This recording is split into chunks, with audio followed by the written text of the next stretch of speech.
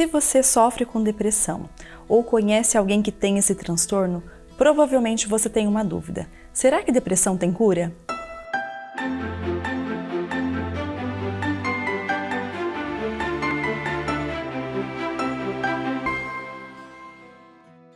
Seja bem-vindo ao canal Saudavelmente. Aqui nós trazemos conteúdos semanais sobre psicologia, psiquiatria e saúde mental e emocional de uma forma leve e descomplicada para te ajudar a promover qualidade de vida.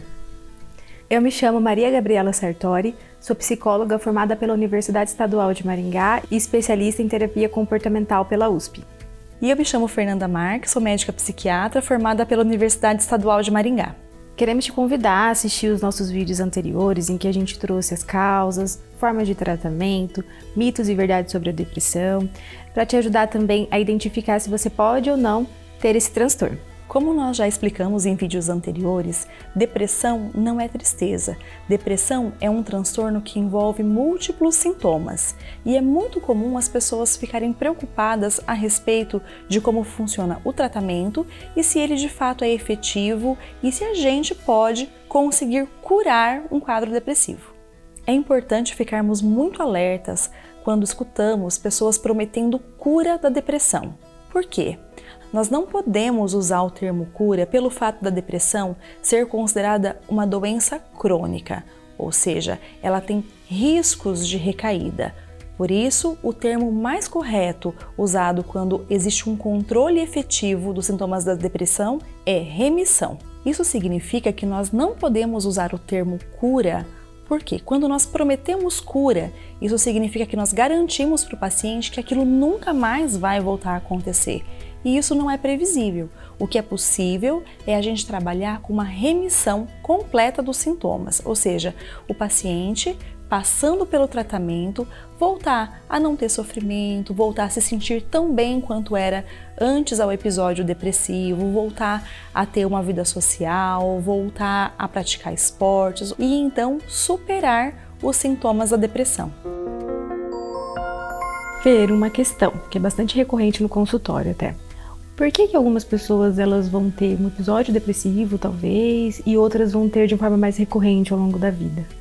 Isso acontece porque existe uma combinação de fatores, é importante identificar quais são os estressores psicossociais que estão talvez levando a pessoa a ter essa recorrência de sintomas, se a pessoa passou por um episódio e tratou corretamente ou se ela foi displicente, deixou para lá, não tratou, ela tem mais chance de que isso volte a aparecer em um segundo momento. Quais são os hábitos de vida que ela leva, se são hábitos saudáveis, que protegem ela de próximos episódios ou não. Mas uma coisa muito relevante é a questão genética, ou seja, o quanto aquela pessoa também biologicamente traz na sua carga genética a possibilidade de desenvolver episódios depressivos ou não. O que nós temos de dados é o seguinte: quando o paciente apresenta um episódio depressivo, ele já passa a apresentar 50% de chance a mais do que as outras pessoas da população de ter um segundo episódio depressivo. A partir do momento em que a pessoa já apresenta o segundo episódio depressivo ao longo da vida, ela já fica com 70% de chance a mais de ter um terceiro. E à medida que ela tem um terceiro episódio depressivo, ela já passa a ter 90% de chance a mais de ter a doença. Por isso que é importante tratar bem um quadro depressivo, porque se você trata e tem uma remissão e consegue eliminar os sintomas do seu cotidiano, você fica menos sujeito a essas repetições e quanto menos se repete, maiores as chances de isso não voltar a acontecer.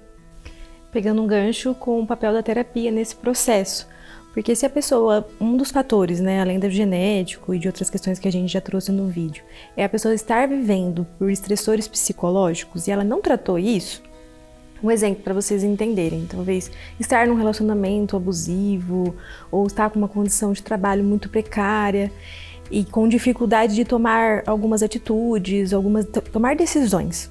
Às vezes a medicação por si só ele vai auxiliar, mas uma grande chance é que esse sentimento, essas questões, esse estresse muito grande, volte a ser um grande desencadeante para outro episódio depressivo. Então, por isso é importante que o paciente tenha uma consciência das questões da sua vida, sejam que viveram lá atrás ou sejam presentes, que podem estar desencadeando isso e ter uma postura e uma abertura para tratá-las e para superá-las, prevenindo, dessa forma, a recorrência de outros episódios depressivos futuros. E o que nós psiquiatras observamos também como crucial para prevenção de novos quadros depressivos e também para não haver uma cronificação da depressão, ou seja, aquelas depressões que ficam arrastadas, que não melhoram nunca, em que os sintomas insistem em ficar voltando, é o paciente seguir corretamente o tratamento. Nós percebemos que é muito comum o seguinte: o paciente, no início do tratamento, se empenha porque ele quer sair daquele sofrimento, quer sair daquele quadro que está comprometendo, mas à medida que os sintomas melhoram, existe um alto índice de abandono da medicação. Eles entendem o tratamento para depressão muitas vezes como um tratamento para dor. Se a dor não existe, não preciso mais de remédio. E com a depressão não é assim que funciona. Nós temos fases do tratamento a ser cumpridas. No primeiro momento, nós tentamos encontrar o medicamento correto, a dose correta e eliminar a ocorrência dos sintomas.